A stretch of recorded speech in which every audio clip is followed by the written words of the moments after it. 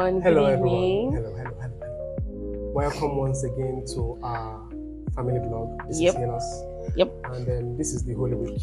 So Easter is this weekend. we are going to be very, very calm and holy in our engagement this week. I know, right? So, like I said, Mommy Dabs, Daddy Dabs, this is Helos. Yep.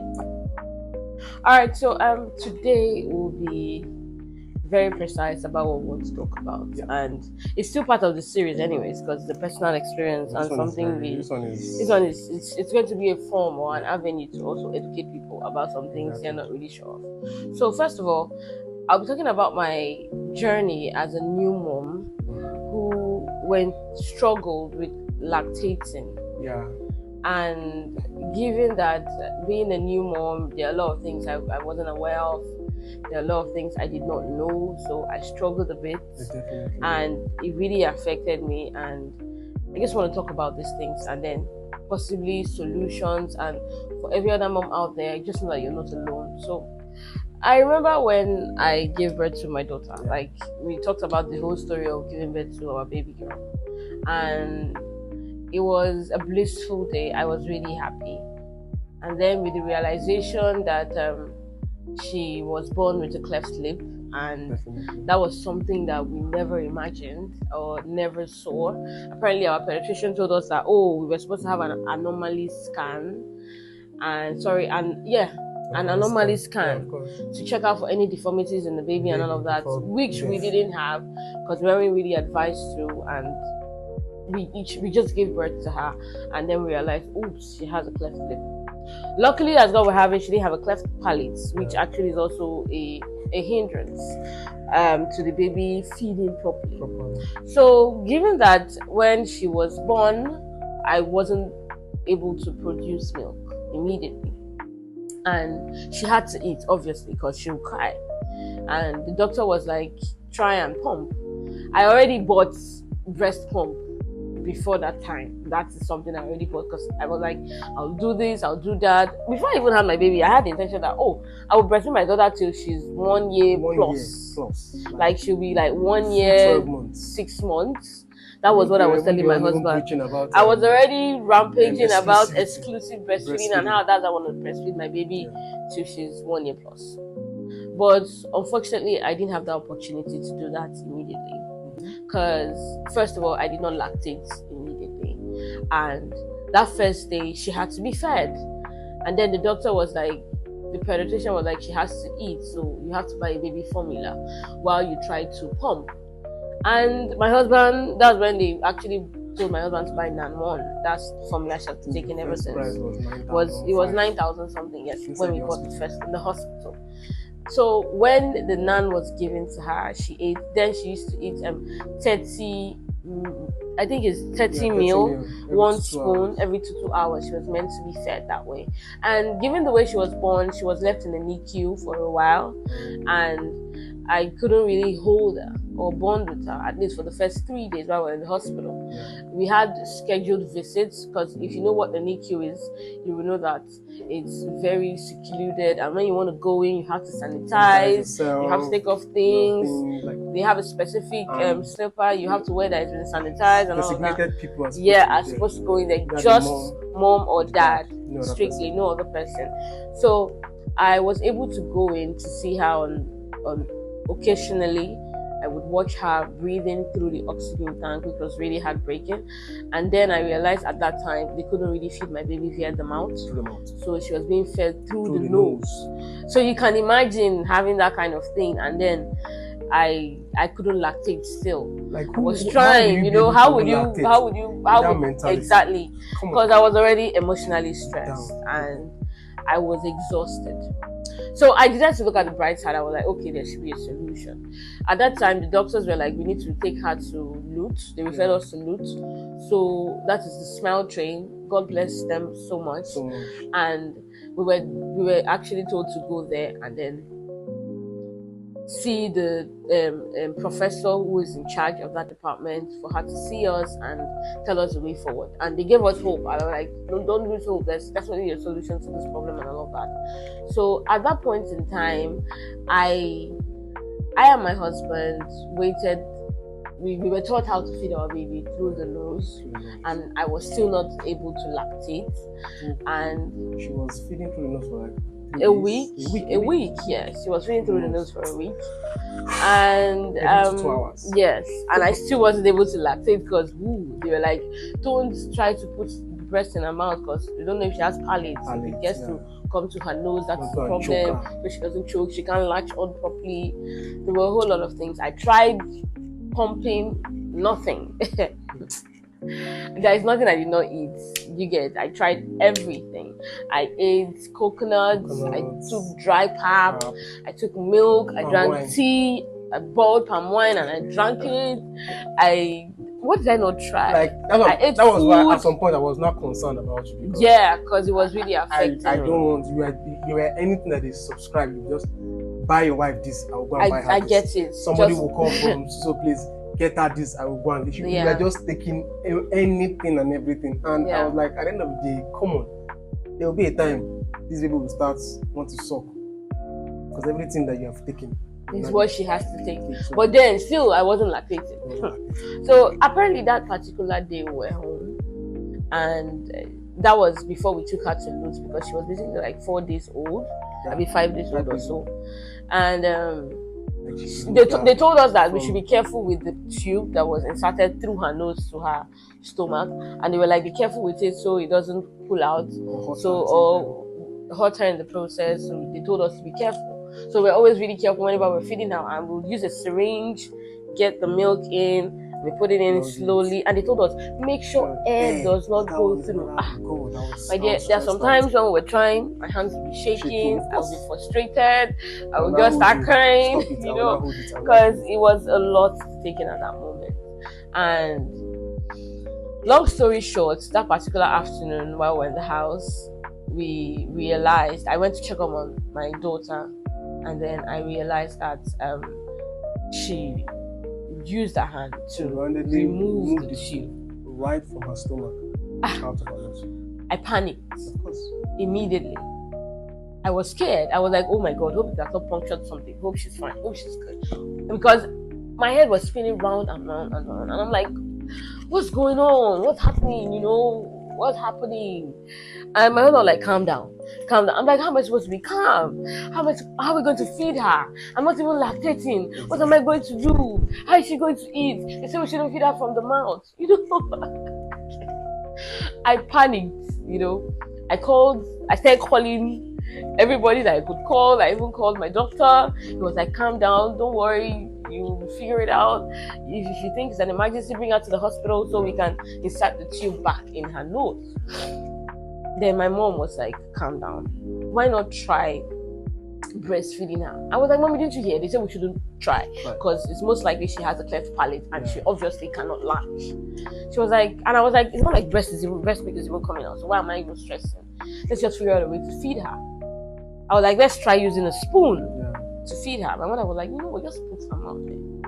I picked up my baby and I put the breasts in her mouth, and I was like, I said a prayer in my heart that moment. I was like, everybody prayed. I was like, God, please let her be able to latch on, even if it's small. I know she might not be able to due to the cleft lip. So I was like, even if it's small, let her just latch on. Luckily, as God will have it, fortunately, she was able to latch on a bit, and she was sucking on my breast.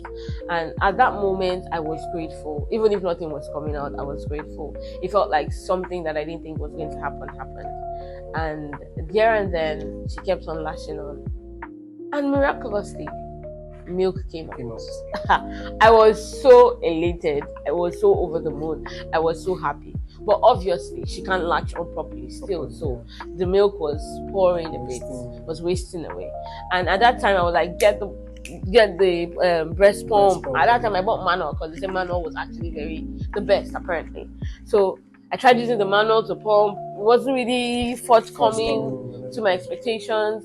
And there and then, I told my husband, please, you have to get electric breast pump, which he did immediately.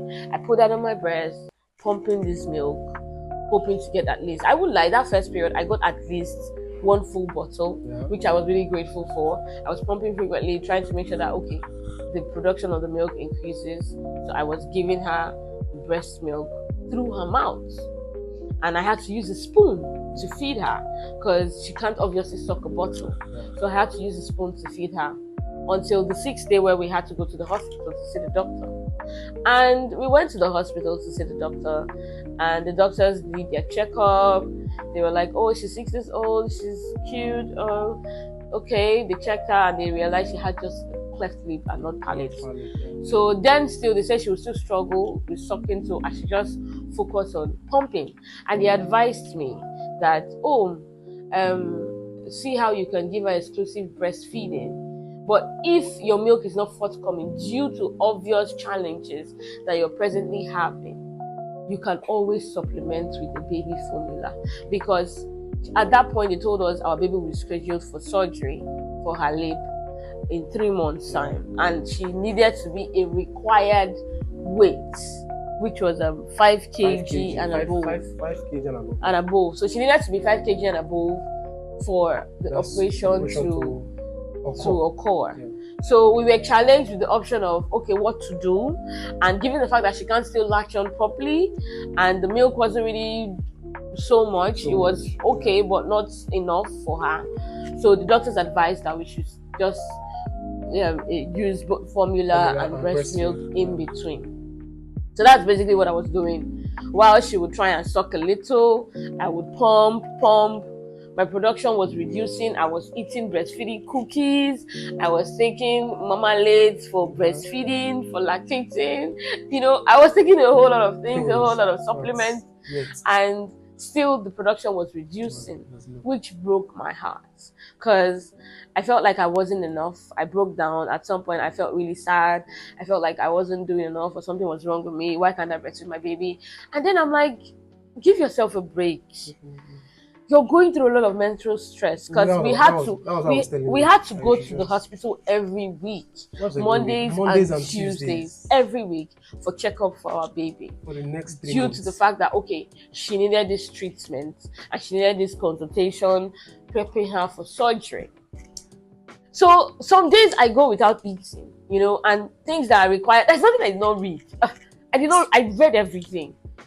I read everything on how to lactate properly. I followed some online platforms. Yeah. I even followed some. I was even sending this to my husband. Videos, get this, get that.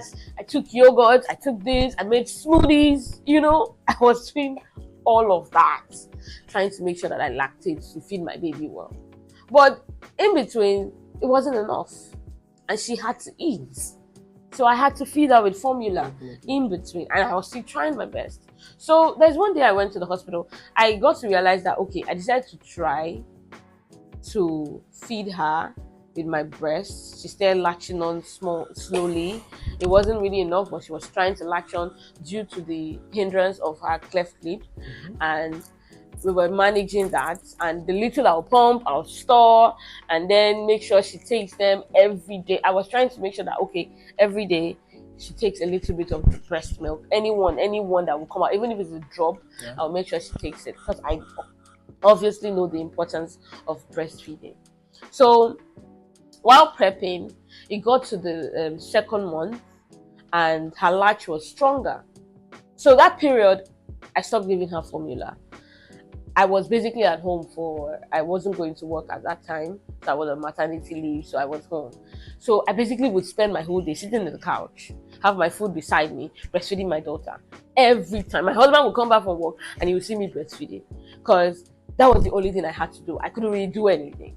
Do you get? I don't even have, sometimes I would breastfeed and I would start feeling dizzy and very exhausted and so tired because it wasn't enough, because I wasn't eating well enough. I wasn't well rested because I had to still look after the baby in between. It was a whole lot. It was overwhelming. I was also going through postpartum depression. I recently lost my dad. So everything was happening to me at the same time. Coupling with being a new mom, trying to handle the pressure of taking care of my baby, waking up at night to breastfeed, back pain, waist pain, shoulder pain, everything. it was an experience that I enjoyed, and at the same time, I grieved. Mm-hmm. I was worn out. I was a shadow of myself, but I was still determined to keep going. And I was grateful that, oh, at least she can latch on now. In as much as sometimes she would choke due to the cleft lip, I would have to withdraw and then make sure she burps properly, try again. And then she couldn't really suckle on my left breast because of the cleft lip. So whenever she's trying to suckle on my breast left, instead of sucking the milk in, she's basically taking in air, which was good for her. Yeah. So it was basically just this side. And whenever on this side, the right breast. So whenever I breastfeed her on the right breast, the left breast would be there. I wouldn't know what to do. Milk would be leaking. I would have to hold it. So whenever I was breastfeeding her on the right breast, the left breast would be leaking. So at that point, I would tell my husband, oh, please come and help me pump. Yeah. He'll be pumping the left breast while I'm breastfeeding on the right. So we kept on doing this, which wasn't really easy because in between there is back pain, waist pain, neck pain, breast would be sore. I even had 7 boils at some point coming out from my areola. And honestly, it was so surreal. And I was grateful she could suckle on my breast, but at the same time, it was a lot. So it got to the point where we had to prep for the surgery, which there are some days where I would think about the process and I'll be like, okay, God has taken control, God will take charge of the surgery. So we got to the surgery, we went to the hospital. We were at the hospital. And they were like, feed your babies when it gets to a certain time, 6 hours before the surgery, you're not meant to feed the baby again. Yeah. So I breastfed her, she was good, prepping for the surgery, and they took her in. When they took her in, that was like one of the longest days out of our lives. We were just sitting there praying and saying, thanking God for success, being grateful to be in that position, and we were just grateful. This was on the 29th of November. 29th of November, that's when we had the surgery done. And then she came out. This is me seeing my baby looking restless. She was crying, she was fussy, she was exhausted. I could see it. I broke down. The cry was non-stop. I broke down at some point. I broke down and it hurt me a lot. I was struggling amongst other moms who were there too, who I watched them cry, struggle. You know, it wasn't really easy. So after the surgery, we were asked to feed our babies. That was where the main work started. That's where the work started. And at that point, I couldn't breastfeed her because of the surgery that was done on her lip. And we were advised not to put pressure on that particular, on their mouth. Because of the surgery that was done there. Doesn't tear off or something, or get any form of infection. You get. So the plaster was taken off after 3 days, and we were advised not to let our babies' hand touch any part of their face, mouth, nose, because the surgery was basically done to the nose. Because the cleft lip was basically from the nose down to the lip. And so it's basically the nose and the mouth, the outer part of the mouth. So protect the nose, protect the lip. On no occasion should the hands touch there. So here we are, taking our baby to the hospital, trying to understand what is going on, and at the same time we are trying to feed her as well. I tried to pump, breast milk wasn't forthcoming. I tried my best, it wasn't really forthcoming, and I was advised to breastfeed her, which I tried, but she couldn't because of the pain from the lip. And I called my pediatrician and they were like, oh, don't stress it. She just got out of surgery. Please don't stress her. She needs to heal. You know, don't put pressure on the lip. She needs to heal. You need to take it easy. Feed her any way you can. Give her the formula if you cannot lactate enough to feed her. But don't stress the lip. There we were faced with that option. We had to feed her formula again, which I basically stopped when she was 2 months because she was breastfeeding directly. She was sucking my breast always. So I had to switch up to formula. I kept on giving her formula and trying to pump at the same time. Even the list drop, I would give her. I think at a particular time you completely dried up. at some point it dried up. So I pump, nothing. And then when I try to breastfeed her, she doesn't want to take it. Again. I would try. I can't force her, obviously, to suck up. The surgery actually changed a lot of things. It changed the whole dynamic of her eating process. So basically, it's either you pump and you feed through bottle, breast milk in a bottle to feed, or if you don't have the breast milk, you give formula.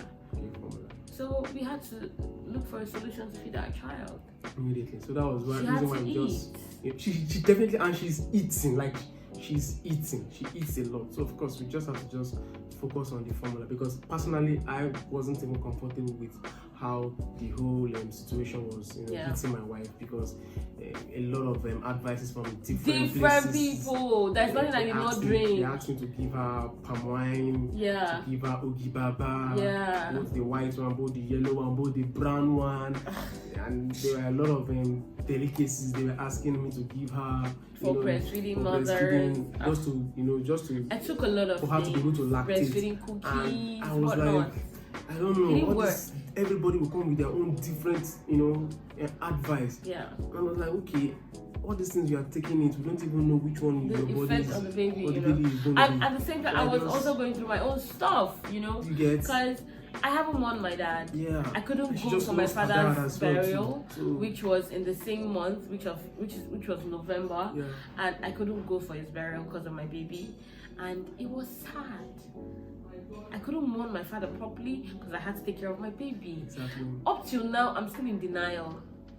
I still haven't really come to terms with the fact that I lost my father. Again. Do you know that she had to actually be visiting? We had to be visiting the hospital every week just to prepare her twice. That was before the Mondays surgery. And Tuesdays. And even after the surgery, we needed to go back. Yes. For the next 3 months, we were visiting the hospital Mondays and Tuesdays. There were times that because of work I could not join her. I would just drop them in the hospital and I've dashed to work Mondays and Tuesdays for the next 3 to 4 months. Thank God I was on maternity leave, so I had time to do all of this.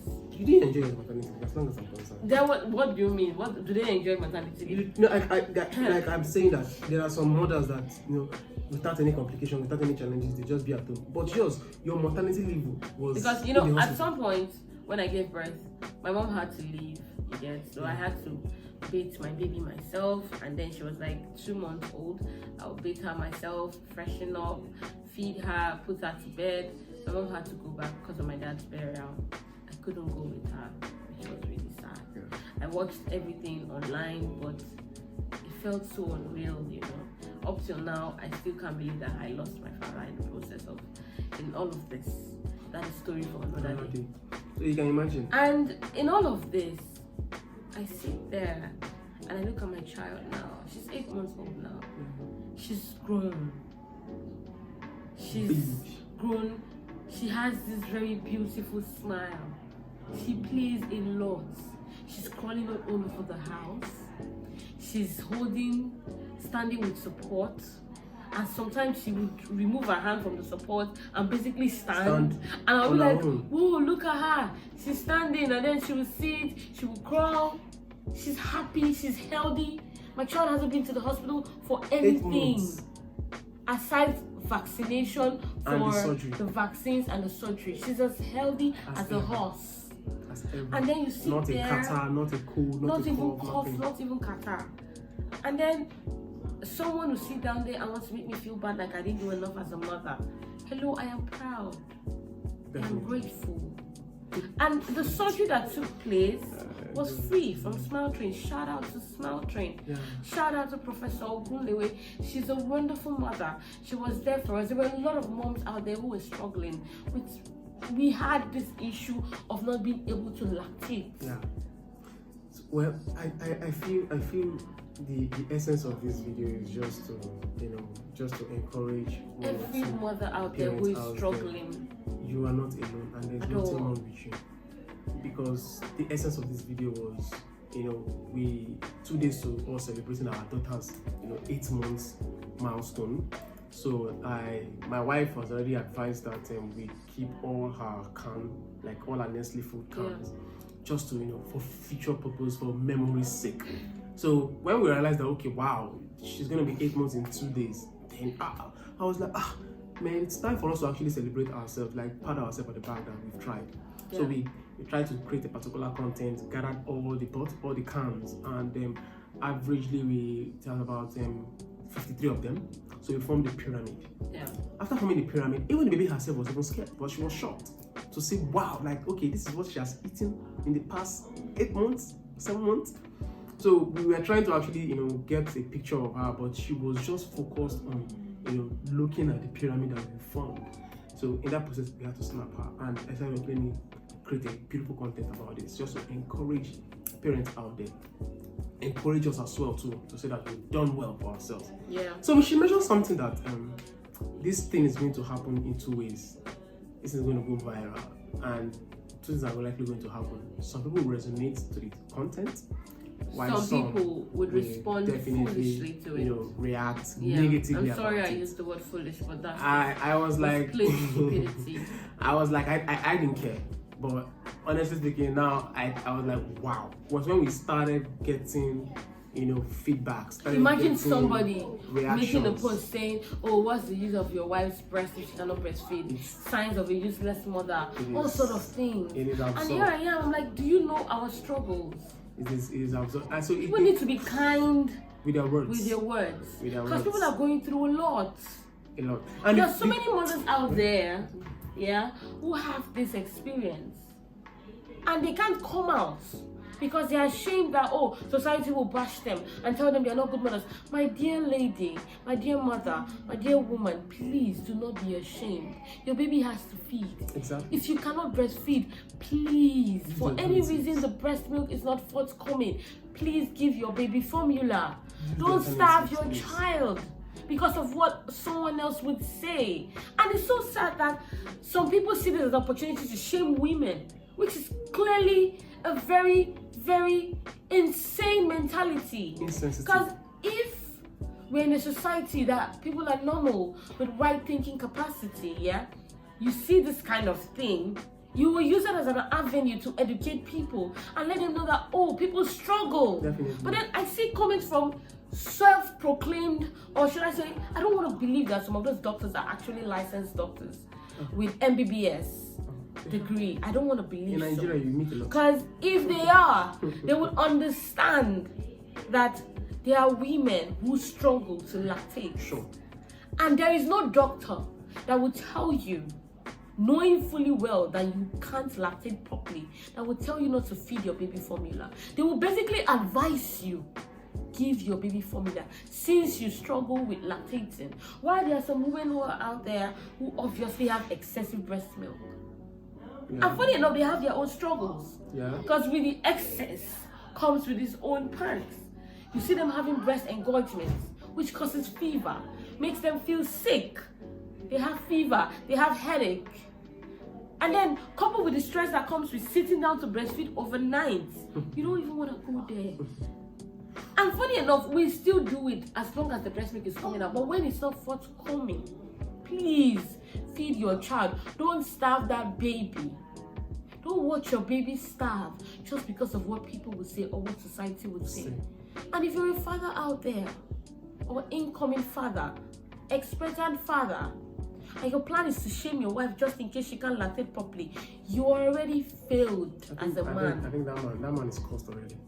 Because I saw some tweets, some from self-acclaimed fathers. Like fathers saying legit. Their wife saying my wife must. What if she can't? What will happen then? Like I said, I want to believe those particular men they are not. Some of them are not even married, funny enough. They're not fathers. And if you're a man out there and you're lucky enough that your wife was able to lactate properly, kudos. Kudos to you. You don't know what God has done for you. Funny enough, breastfeeding is not even cheap. Let us be realistic. That's the thing. You have to eat very well. Very well. Very, very well. Solidly. 3 square meal is not. See, 3 square meal is nothing. You basically need to eat like 4 square meals to be able to feed. Because you're eating for 2. Some women have 1, 2, 3, 4 babies at a go. How do you expect that one woman to breastfeed all these children? Do you want her to die? She has to supplement. So please don't go out there saying unkind things when you don't know people's struggle and people's story. There are a lot of people out there struggling. every woman out there who is in this situation, who all went through what I went through, trust me, you're a superwoman. You're a fantastic mom. Sure. You did well. My child is healthy as a horse. Sure. Never been sick. Sure. Glory to God for our health, because at the end of the day, God is the ultimate protector. And FYI, so the fact that I give your child formula doesn't mean they will grow up and be dullards. No, I think it doesn't work. People have a very misconception about this formula thing. I'm not going to say, oh yeah, if I start breastfeeding, if I'm able to breastfeed, I will definitely breastfeed my children. By the grace of God, when I have my second child or children, it will be a joy for me to be able to breastfeed them. Sure. But in the case where I can't, I will give them formula. Right now, she's eating because she's on to solids now. She's 8 months old. She's taking pap, she's eating fruits, taking fish, taking potato, eating whatever food that I consume that is healthy, I give to my daughter. Definitely. So please, correct that. If you feel that, oh, the formula has a long-term risk effect, my dear, just like every food you eat, if you abuse it, there's always a long-term effect. And FYI, living a healthy lifestyle is what will make you stay healthy. Yeah. So please don't call me, oh, exclusive breastfeeding, they're the best babies. Oh, please, that's a life on the pit of hell. You and I know that. I'm not here to shame women who breastfeed. Please, if you can't do it. But women who breastfeed, please don't shame other women who can't. Because what happens if a child is born, God forbid the mother dies, when the child not feed? I know a lot of mothers. They want to say, you know, they want to say that, okay, at least the sister can breastfeed the child. What if the child, the sister is not in a position to breastfeed? Grandmother can breastfeed the child. Can grandmother lactate? Like, let's be realistic. You know, Nigerians can bring different scenarios. You come on to someone's, but again, you come on to see things safe? You have no idea about. It's actually safe. So please, let's be educated. Let's act like people who are educated. At least for clarity's sake, this video is not to explain ourselves to anybody. I owe nobody any explanation. It's to educate people. And let people know that this is a thing. There is what they call hypolactation as well as hyperlactation. So just please educate those. So in case you find yourself in that position, future, please. There's nothing wrong with you. Food. There's nothing wrong with you. That's why they have feed your baby formula. That is the alternative. Anyone that resonates with your baby, your pediatricians or your doctors in the hospital would direct you on what to do.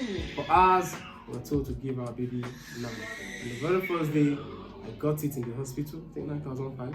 Yeah. And that was what she has been taking. And please, if you're a mom, you're struggling, you need someone to talk to, drop a comment. I'm going to send you a DM and I will educate you. I will help you through this journey, because I didn't do this alone. I had a community to help me as well. I had people who helped me, who supported me, who spoke to me, who encouraged me.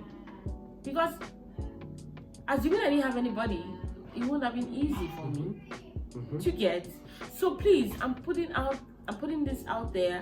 If you're also a parent who has a child with a cleft lip or cleft palate, please and please, trust me, it's not the end of the world. Yeah. There's a solution, a permanent solution. Your child will live a normal life. Your child will be fine. Yeah. Loot, Smile Train, the OMF department, they are doing wonders. They would help you, and it is free of charge. You don't pay a dime for the surgery. You don't pay for the tests that will be carried out. You don't pay for it. Everything is free. You just have to take yourself down there. In that space, I saw a lot of mothers from different parts of the world, different stories of some women who their husband chased out of the house because they are not enlightened. Exactly. So please, if you give birth to a child who has a cleft lip or cleft palate, please, it is not the end of the world. There's a solution out there. Yeah. So until next time, let's stop here. Yeah. I think our next video we're going to be talking in depth on how we, managed our daughter. Yeah. When she had this cleft lip. And also we also have the opportunity of also engaging our co-parents, because like you said, we had a community. Yeah. So some of us, our children, our babies just have only cleft lip, while there are some in that same community, cleft lip and palate. So we also know how those people were able to also engage and manage their children as well. So we'll be going into full details about the cleft lip and palate. Because we've been there, God has seen us through. Yeah, and we were victors. We came out victorious. Yeah. The surgery was splendid. A successful one. Yes, before the surgery, of course, like you mentioned, it's not easy. It's free of charge, but of course, it's not easy. You have to pay the price as well too. That was why I was sacrifice the time, going to the hospital for appointment. Whenever they call you, you just have to show up. Yeah. So the essence of you having a successful surgery is just for you to just keep showing up. Yeah. So in our next video, we are going to explain that how we managed our challenges, because we're not coming to a clinic and paint anything good for you or easy. Let me put it that way. Talk about the challenges, and they are real challenges. Yes, they are real challenges that even affected her as well. Yeah. And one more thing, to every father out there, please support your wives. It's not easy. You have to tell them. Support your wives. Don't let anybody advise you falsely. No. Social media is a fallacy. No, but I don't think you have to tell them. No, I need to, because there are some men who don't think that they want to blame their wives when they cannot lactate. I'll see. She has been the one shouting since. That man, if you're a man, you impregnated your wife. When I mean your wife, like you got married to her, you impregnated her, and you don't support her, you are a devil, you are demonic, you are satanic. Do you get?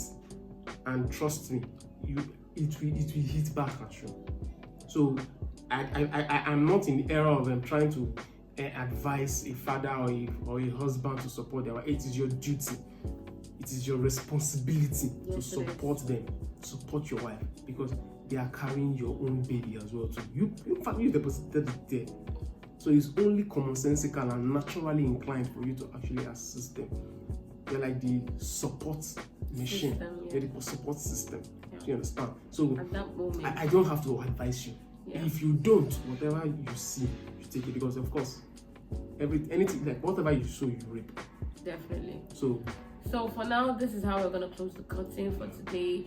Thank you so much for all our old subscribers, viewers. We thank you for staying tuned, and to our new viewers, please don't forget to subscribe. We'll be dropping this every week. We'll be dropping a video talking about different things, family values, different morals, our lifestyle, our experience, our challenges. You never can tell who is out there who is going through the same thing. Yeah. This might actually help you. Definitely. Please don't forget to share, like and invite people to the page. This is Hilos, Mommy Dabs, Daddy Dabs, and until next time, stay safe. Thank you.